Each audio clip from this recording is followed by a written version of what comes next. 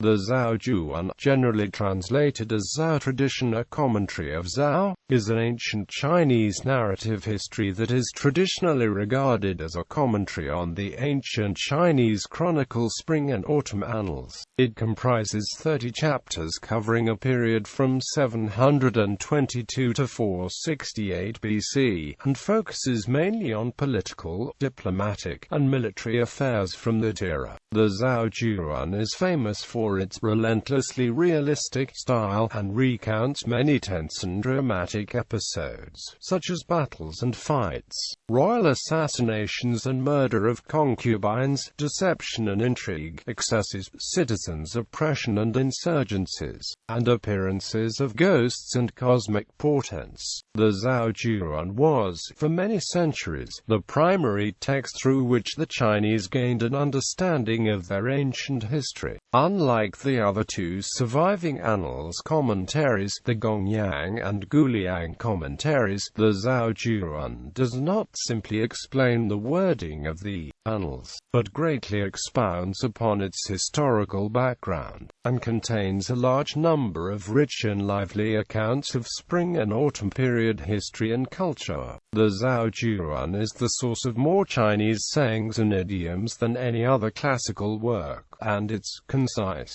flowing style came to be held as a paragon of elegant classical Chinese. Its tendency toward third-person narration and portraying characters through direct speech and action became hallmarks of Chinese narrative in general, and its style was imitated by historians, storytellers, and ancient-style prose masters for over 2,000 years of subsequent Chinese history. Although the Zuo Zhuan has long been regarded as a masterpiece of grand historical narrative, its early textual history is largely unknown, and the nature of its original composition and authorship have been widely debated. The Zuo of the title was traditionally believed to refer to one Zhao Guiming, an obscure figure of the 5th century BC described as a blind disciple of Confucius, but there is little actual evidence to support this.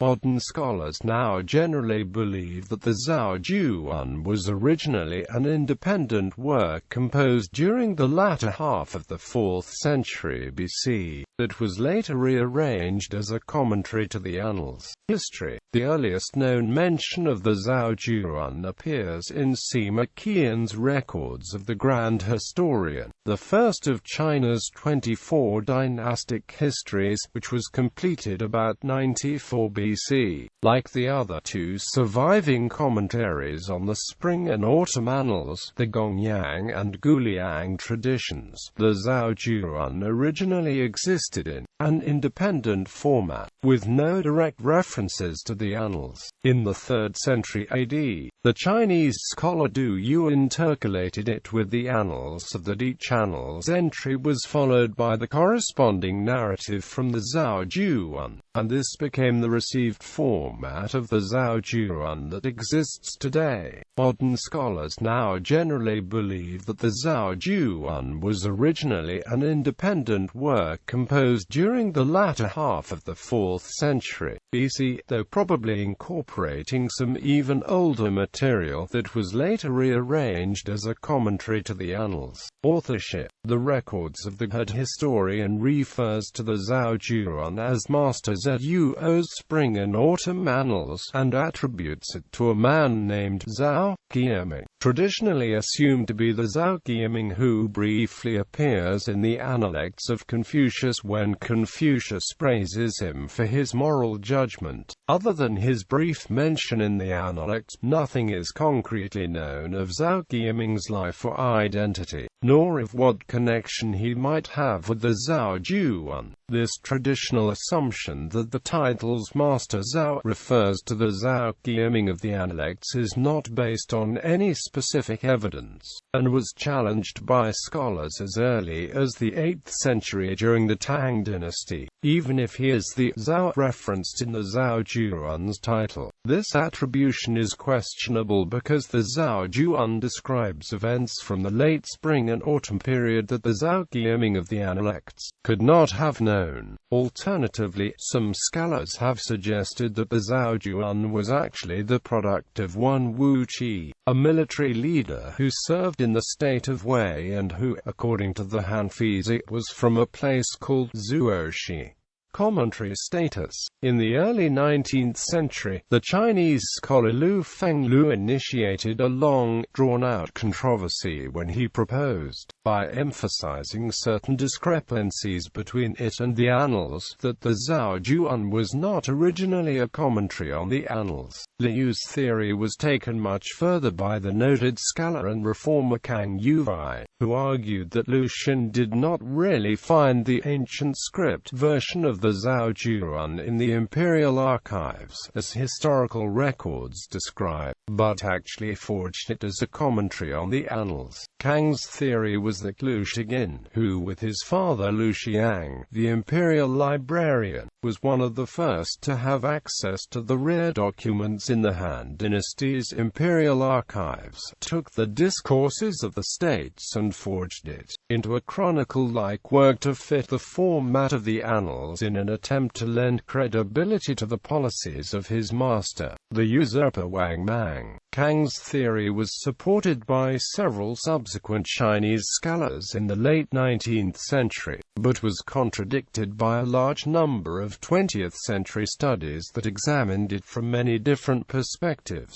In the early 1930s, the French sinologist Henri Maspero performed a detailed textual study of the issue, concluding the Han Dynasty forgery theory to be untenable. The Swedish sinologist Bernhard Karlgren, based on a series of linguistic and philological analyses he carried out in the 1920s, concluded that the Zhuan is a genuine ancient text, probably to be dated between 468 and 300 BC, while Liu's hypothesis that the Zhuan was not originally an Annals commentary has been generally accepted. Kang's theory of Lu Xun forging the Zhuan is now considered discredited. Manuscripts. The oldest surviving Zhuan manuscripts are 6 fragments that were discovered among the Dunhuang manuscripts in the early 20th century by the French sinologist Paul Pelliot and are now held at the Bibliothèque Nationale de France.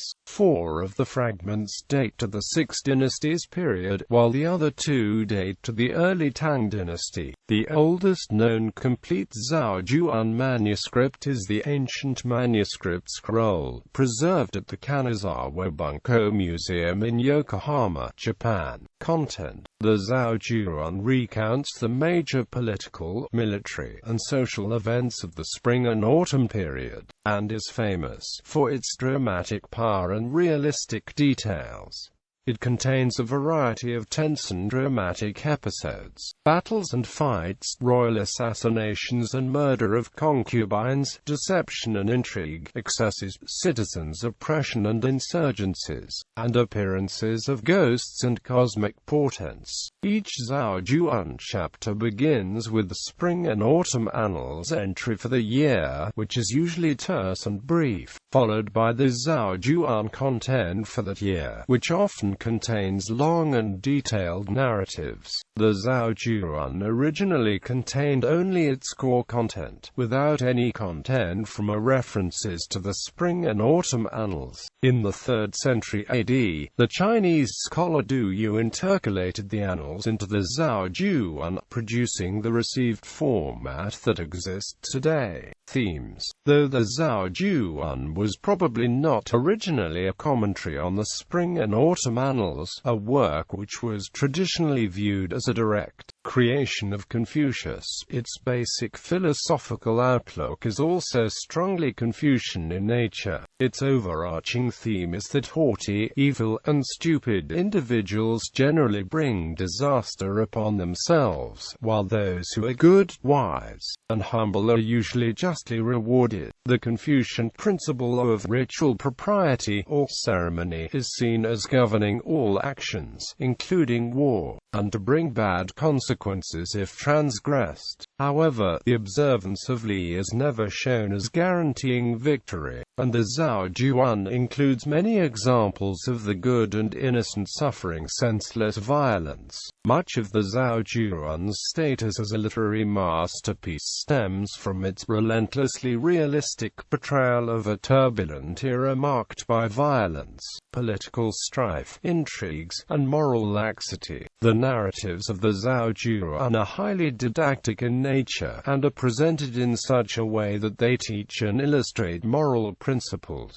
The German sinologist Martin Kern describes, instead of offering authorial judgments or catechistic hermeneutics, the Zhao Zhuan lets its moral lessons unfold within the narrative itself, teaching at once history and historical judgment. Unlike the histories of Herodotus or the history of the Peloponnesian War of Thucydides, with which it is roughly contemporary, the Zhao Zhuan's narration always remains in the third-person perspective, and presents as a dispassionate recorder of facts. Battles. Several of the Zhao Zhuan's most famous sections are those dealing with critical historical battles, such as the Battle of Chang and the Battle of Bai. The Battle of Chang, the first of the Zhao Zhuan's great battles, took place in the summer of 632 BC at Chang in the state of Wei. On one side were the troops of the powerful state of Chu, from what was then far southern China, led by the Chu Prime Minister Chang Decan. They were opposed by the armies of the state of Jin, led by Chong'e, Duke of Jin, one of the most prominent and well-known figures in the Zhao Zhuan. Chu suffered a disastrous defeat in the battle itself, and it resulted in Chong'e being named hegemon of the various states. The narrative of the Battle of Chang was typical of Zhao Zhuan battle narratives in that the description of the battle itself is relatively brief, with most of the narrative being focused on battle preparations, omens and prognostications regarding its outcome, the division of the spoils,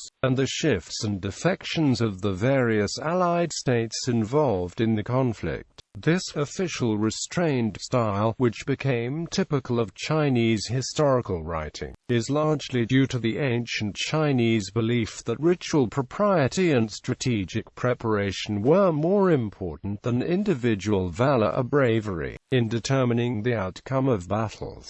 Succession crises. Several of the most notable passages in the Zhao Zhuan describe succession crises, which seem to have been fairly common in China during the spring and autumn period. These crises often involved the tangled affections of the various rulers, and are described in a dramatic and vivid manner that gives insight into the life of the aristocratic elite in the China of the mid-first millennium BC. The best known of these stories is that of Duke Zhuang of Shang, who ruled the state of Shang from 743 to 701 BC. Duke Zhuang was born in a manner that startled his mother, which caused her to later seek to persuade her husband to name Duke Zhuang's younger brother as the heir apparent instead of him. The story ends with eventual reconciliation between mother and son, exemplifying the traditional Chinese virtues of both ritual propriety and filial piety, which has made it consistently popular with readers over the centuries.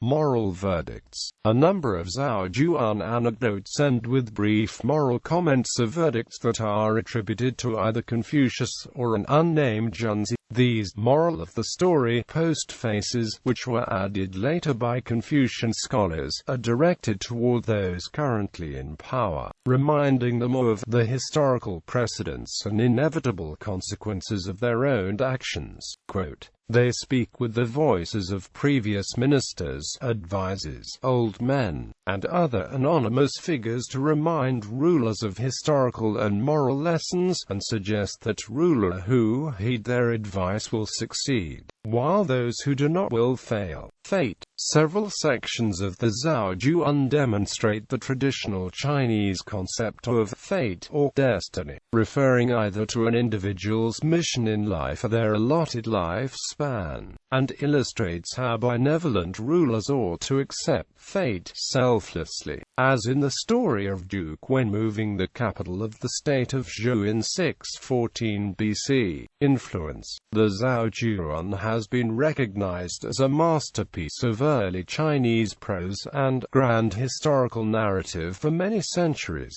and has had an immense influence on Chinese literature and historiography for nearly 2,000 years. It was the primary text by which historical Chinese readers gained an understanding of China's ancient history. It enjoyed high status and esteem throughout the centuries of Chinese history because of its great literary quality, and was often read and memorized because of its role as the preeminent expansion and commentary on the Annals, which almost all educated Chinese readers traditionally ascribed to Confucius. The Zuo Zhuan's influence on the Chinese language, particularly on classical Chinese, can be judged from the fact that the Zuo Zhuan is the source of more Chinese literary idioms than any other work, including the Analects of Confucius. The 400-year period the Zuo Zhuan covers is now known as the Spring and Autumn period, after the Spring and Autumn Annals, but the Zuo Zhuan is the most important source for the period. This period was a highly significant period in Chinese history, and saw a number of developments in governmental complexity and specialization that preceded China's imperial unification in 221 BC by the first emperor of Qin. The latter years of this period also saw the appearance of Confucius, who later became the preeminent figure in Chinese cultural history. The Zuo Zhuan is one of the only surviving written sources for the history of the Spring and Autumn period, and is extremely valuable as a rich source of information on the society that Confucius and his disciples lived in and from which the Confucian school of thought developed. It was canonized as one of the Chinese classics in the 1st century AD, and until modern times was one of the cornerstones of traditional education for men in China and the other lands of the Sinosphere such as Japan and Korea. Translations. Legg, James. The Tune TSEW with the TSO Chuin. The Chinese Classics. V. London. Trubner. Part 1, Part 2. Revised edition. London. Oxford University Press. Couvre, Séraphin, Zhuan COATSO Le Chronique de la Principauté de Lu. Hokkien Fu, Mission Catholique. Tikuj, Teruo, Chunju Sashiden, Zenshaku Kanban Taikei 4-6. Tokyo, Shueisha, Watson, Burton. The T.S.O. Zhuan, Selections from China's Oldest Narrative History. New York, Columbia University Press. Reprinted. Zhuwei, Chen, Kefiong. Zuo Zhuan, Changsha, Hunan Renmin Chubanj. Durant, Stephen Lee, Ye, Sharbig, David, Trans. Zuo Tradition, Seattle, University of Washington Press.